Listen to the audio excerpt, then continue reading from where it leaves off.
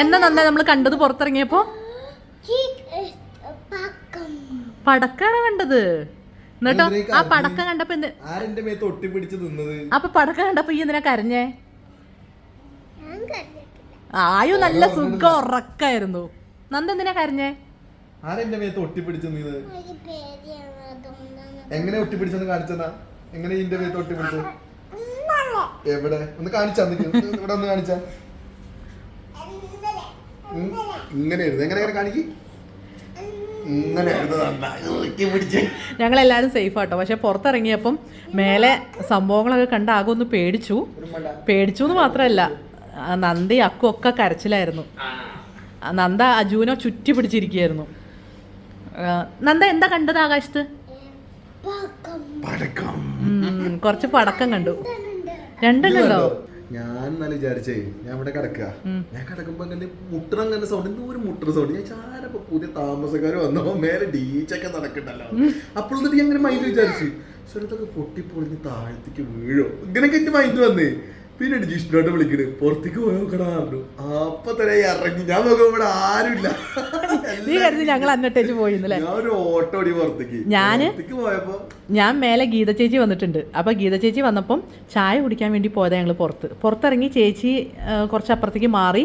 ഞാനും നന്ദി അവിടെ ചേച്ചിനെ കാത്തുക്കുക. ഞാൻ വീഡിയോ എടുത്തിട്ടുണ്ട്. അതൊക്കെ ഞാനെല്ലാം വീഡിയോ എടുത്തിട്ടുണ്ട്. ഇതിലിടാൻ പറ്റാത്തതുകൊണ്ട് അത് ഇടുന്നില്ല. പക്ഷെ ഞങ്ങൾ ഇത് കണ്ടപ്പോൾ ആദ്യം കുറേ വരുന്ന കണ്ടപ്പോൾ ഞാൻ അക്കുനോട് പറഞ്ഞു, അക്കു ഇതെന്താ പൂത്തിരിയാണോ? അപ്പോൾ അക്കുനോട് പറഞ്ഞു, ഈ അമ്മ അത് വെടിക്കെട്ടാണെന്ന് പറഞ്ഞ്. കുറച്ച് കഴിഞ്ഞപ്പോഴാണ് ഡിഫെൻസായിട്ട് തിരിച്ച് പൊട്ടുന്നത്. മേലെ തന്നെ പൊട്ടുന്നുണ്ട്. എല്ലാം സേഫായിട്ടോ അന്നേരം അവിടെയൊക്കെ. അത് കണ്ടപ്പോഴാണ് സംഭവം. പിന്നെ ആകെ ഒറ്റൊന്നേ ഉള്ളൂ, എല്ലാവരും ഒരുമിച്ച് നിർത്തുക, എല്ലാവരും ഒപ്പം വേണം എന്നൊക്കെ മാത്രം. വേറെ ഞാൻ പുറത്തിറങ്ങിയിട്ട് നോക്കുമ്പോ ഫുള്ള് നക്ഷത്രം പാറി നടക്കണേ. നോക്ക. പിന്നെ ഞങ്ങളെ വിളിച്ചപ്പോ അവിടെ പൊട്ടിന്ന് വിചാരിച്ചു. ഞങ്ങൾ അവിടെ കൂവി വിളിക്കണ്ടപ്പോ ഞാൻ പൊട്ടി. അത് ഞങ്ങൾ പേടിച്ചു. അതുവരെ ഞാൻ അങ്ങോട്ട് ഓടുമ്പോഴൊരു സുഭാഷ് ചേട്ടൻ അവിടെ ഇങ്ങോട്ട് ഓടുന്നു. ഞാൻ പറഞ്ഞു എവിടെ വരെ ചോദിച്ചു. അതല്ല സംഭവം. ഞാനിത് മേലേക്ക് നോക്കിയിട്ട് പൂത്തിരി അല്ലാന്ന് റിയലൈസ് ചെയ്തപ്പോൾ ഒരു പേടിയുണ്ടല്ലോ, അതാണ് ആ കണ്ടത്. അപ്പേക്ക് നന്ദി അക്കും കരച്ചിലായി. അക്കു അറിയാ മര്യാദക്കൊന്നും ജീവിച്ചിട്ടും കൂടി ഇല്ല. അക്കു അറിയാം ഓരൊക്കെ ഉള്ളിലായിരുന്നു. അങ്ങനെ ഞങ്ങൾ അവിടുന്ന് ഞാനപ്പോ സൂനെ വിളിച്ചു. ഞാനപ്പോ സൂനെ വിളിച്ചു, അജുവിനെ വിളിച്ചു. എല്ലാരും ഒപ്പം ഉണ്ടായാൽ മതി എന്ന് മാത്രമേ അന്നേരം ഉള്ളൂ. അങ്ങനെ ഞാൻ കരുതിയത്. അല്ലാതെ പിന്നെ എല്ലാരും വിട്ടുവിട്ട് കിടക്കണേക്കാട്ടി നല്ലതല്ലേ. പക്ഷെ കുഴപ്പമൊന്നുമില്ല, ഞങ്ങളെല്ലാവരും സേഫാണ് കേട്ടോ.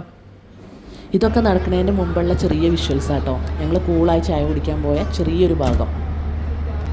ഞങ്ങളെ ആൻറ്റി വന്നിട്ടുണ്ട്, ഗീത ആൻറ്റി വന്നിട്ടുണ്ട്. അപ്പോൾ ഞങ്ങൾ ആൻറ്റീനെ വെയിറ്റ് ചെയ്ത് നിൽക്കുകയാണ്. അപ്പോൾ നന്ദ ക്ഷീണിച്ചു. ഞങ്ങളപ്പോൾ അവിടെ ഒരു സ്ഥലത്ത് ഇരിക്കുകയാണ് അല്ലേ. ആൻറ്റി ചായ വാങ്ങിച്ചു തരാൻ പറഞ്ഞിട്ടുണ്ടല്ലേ? ഗീത വന്നാൽ ഇല്ലേ ചായ വാങ്ങിച്ചു തരാൻ പറഞ്ഞില്ലേ? കുഞ്ഞി കപ്പുമായിട്ട് ഗീതേനെ വെയിറ്റ് ചെയ്ത് നിൽക്കുക ഞങ്ങൾ. പിന്നെ അങ്ങോട്ട് ഓട്ടമായിരുന്നു. അതിൻ്റെ ഇടയിൽ സുഭാഷ് ഏട്ടൻ വേറെ സ്ഥലത്ത്, അജു വേറെ സ്ഥലത്ത്, എല്ലാവരും ഇങ്ങനെ അടുത്ത് ഒന്നിച്ച് നിൽക്കുക എന്നുള്ളൊരു അവസ്ഥയിലായിരുന്നു കേട്ടോ. ഞങ്ങൾ വേറെ ഒന്നും ചിന്തിച്ചിട്ടില്ല. ആൻറ്റി ആണെങ്കിൽ അപ്പം തന്നെ വീഡിയോ കോള് നാട്ടിക്കൊക്കെ വിളിച്ചിട്ട്, ചേട്ടാ ഇതാ അങ്ങനെയൊക്കെയാണ്, ഞങ്ങൾ എന്താണെന്നാവും എന്നറിയില്ല, ഭയങ്കര ആൻറ്റി വീഡിയോ കോൾ വിളിച്ച് എല്ലാവർക്കും കാണിച്ചു കൊടുക്കുക. അതിൻ്റെ ഇടയിൽ കൂടെ ആൻറ്റി നമ്മൾ ചായ കുടിച്ചില്ലല്ലോ. ഞാൻ പറഞ്ഞു ആൻറ്റി മര്യാദയ്ക്ക് വീട്ടിലേക്ക് വാന്ന് പറഞ്ഞു. പിന്നെ എല്ലാവർക്കും വീട്ടിലേക്ക് കയറണോ അതോ പുറത്ത് നിൽക്കണോ എന്നുള്ള കൺഫ്യൂഷൻ. അങ്ങനെ കുറച്ച് നേരം ഇതിപ്പം ഇങ്ങനെ കൂളായിട്ട് പറയുമെങ്കിലും അന്നേരം ഇങ്ങനെ എന്ത് നെക്സ്റ്റ് എന്നറിയാതെ ഭയങ്കര ടെൻഷനിൽ മുന്നോട്ട് പോയിട്ടോ. ഇനി അങ്ങോട്ടും എന്താണെന്നൊന്നും അറിയില്ല, എന്നാലും സേഫാണ്. ഇപ്പം ഞങ്ങളെല്ലാവരും സേഫാണ്. ഇനിയും പ്രശ്നങ്ങളൊന്നും ഉണ്ടാവില്ലെന്ന് വിചാരിക്കുന്നു. എന്നാലും ഇതൊക്കെ നമ്മൾ പുറമെ കാണുമ്പോൾ നമുക്കതിൻ്റെ സീരിയസ്നെസ് എത്രയെന്ന് സത്യം പറഞ്ഞാൽ അറിയില്ല കേട്ടോ.